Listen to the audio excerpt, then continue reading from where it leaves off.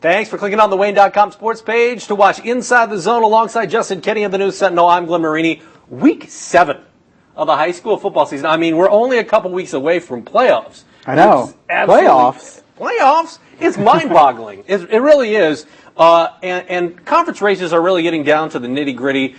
None more so than in the NHC, where this is a game that's going to decide the championship to a certain degree right now. Of course, I'm talking about Carroll against Homestead this week. Justin, what do you see as being the big keys to this game, which is going to be at Carroll? And Carroll has won the last 2 against this Homestead program. Well, after Carroll put up 45 last week, which is a season high for Carroll, a season high that Belmont gave up. So it wasn't like Belmont's given a lot of points up to everybody. So it was eye-opening to see Carroll drop 45 on Belmont last week. Aiden Smith, obviously the quarterback now at Carroll, really showcased his skills both with his arm and with his leg. So that's the big key going in. I think now that Carroll has elevated their offense, we know all about Homestead's offense and ability to put up points. Now Carroll appears to have the ability to really match them score for score if the game kind of turns out like that. And we've been talking about it all season, both on the show and off the show. People were wondering what Carroll was going to do at the quarterback position. They split time. Cody Dinan and Aiden Smith. Coach Dinan deciding to go with Aiden Smith and move Cody to wide receiver this past week.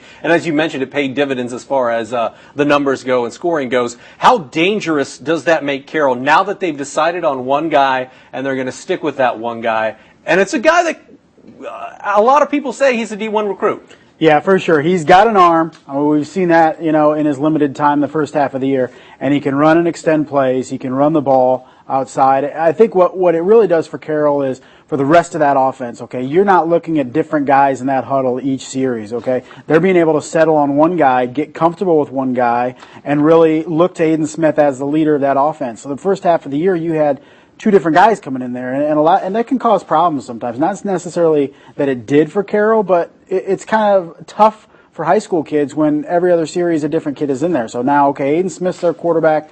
One guy's leading that offense, and I think you really saw the dividends paid last week against Belmont. And Alex Anzavino, running back. We don't really talk about him much. Had 180 yards. You think of Carroll, I guess, as a more finesse offense. Right. But they ran it for 340 yards against Belmont. Belmont doesn't generally give up that many yards on the ground. They run the football. They stop the run. That's kind of the MO of Belmont teams in the past.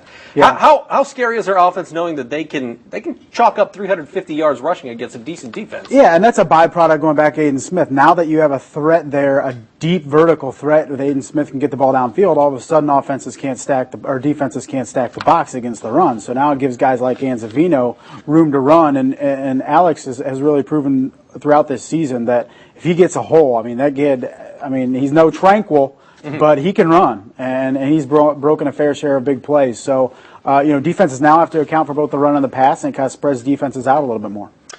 As far as Homestead's offense goes, we're used to seeing prolific numbers, maybe not so much this year. Logan Ormsby, his health has obviously been a question mark for them. They missed him for a week in the Columbia City game. He's back, still playing with a broken bone in the ankle. So if you're the Homestead offense, they put up 23 points offensively against DeKalb and really struggled against the Barons. And DeKalb is much better this season than they have been in years past. But how do they get rolling back to the fact that they have been a program that we've seen score 40-plus week in and week out? Yeah, they got to run the ball. We really haven't seen that game where Homestead just busts out with 300 yards rushing.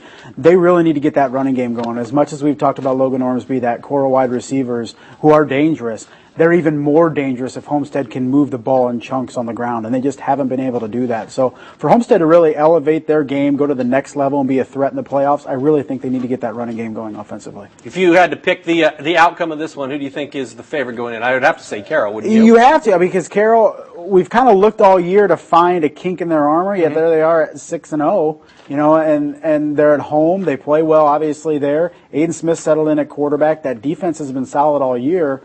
I really think that Carroll has the edge in this game right now, but it's a game that could go either way because either team can really drop a 50 spot easily, and Homestead could do that Friday. So, but I'm going to go Carroll, maybe a little, maybe by a touchdown. See, I would pick Carroll maybe by 2 touchdowns, maybe by 2 scores, I guess. Maybe I can see 10 points in there.